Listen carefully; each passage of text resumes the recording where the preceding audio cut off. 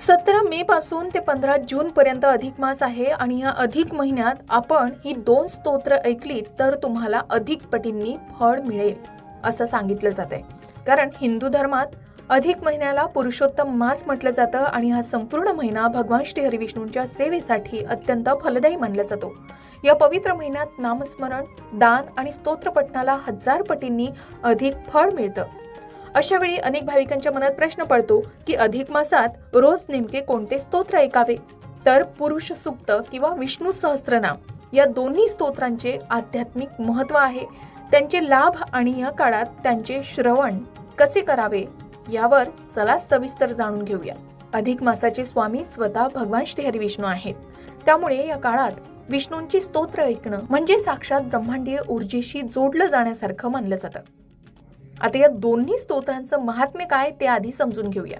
पुरुष सूक्त हे ऋग्वेदातील अत्यंत प्राचीन आणि शक्तिशाली सूक्त आहे. यामध्ये विश्वाची निर्मिती करणाऱ्या विराट पुरुषाचे म्हणजे परमेश्वराचे वर्णन केले आहे. हे स्तोत्र केवळ वैदिक मंत्रसमूह नाही, तर जेव्हा तुम्ही पुरुष सूक्त ऐकता तेव्हा त्यातील उच्चारांमुळे घरात आणि शरीरात तीव्र सकारात्मक कंपन निर्माण होतात. आता पुरुष सूक्त ऐकल्याने मिळणारे लाभ काय? तर या सूक्ताच्या श्रवणाने मनातील नकारात्मक विचार दूर होऊन चित्त शुद्ध होतं. ज्ञानात किंवा अज्ञानात झालेल्या चुकांचे निवारण करण्यासाठी पुरुष सूक्त ऐकणं सर्वात श्रेष्ठ मानलं जातं. घरातील नकारात्मक ऊर्जा किंवा वास्तुदोष दूर करण्यासाठी सकाळी पुरुष सूक्त ऐकणं अत्यंत प्रभावी ठरतं. दुसरं, विष्णू सहस्त्रनाम.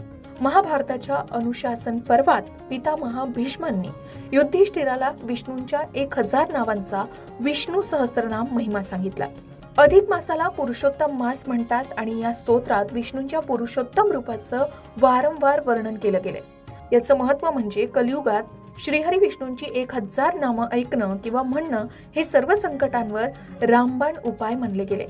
हे अत्यंत सुलभ आणि व्यावहारिक स्तोत्रही आहे. आता विष्णू सहस्त्रनाम ऐकल्याने काय लाभ मिळतात?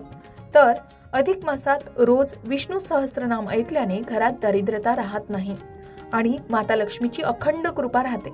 जर तुमच्या कुंडलीत शनीची 7.5 असेल, राहू केतूचे दोष असतील किंवा गुरुग्रह कमकुवत असेल तर विष्णू सहस्त्रनाम हे सर्व दोष शांत करू शकतो. एवढंच नाही तर दीर्घ आजारापासून तुम्हाला मुक्ती मिळण्यासाठी सुद्धा आणि मानसिक ताणतणाव कमी करण्यासाठी सुद्धा विष्णू सहस्त्रनाम ऐकणं अत्यंत प्रभावी ठरतं. पण आता पुरुष सूक्त ऐकावं की विष्णू सहस्त्रनाम ऐकावं? कोणते स्तोत्र ऐकणे जास्त प्रभावी ठरेल? तर दोन्ही स्तोत्र विष्णूंचीच आहेत आणि दोन्हींचे फळ अफाट आहे.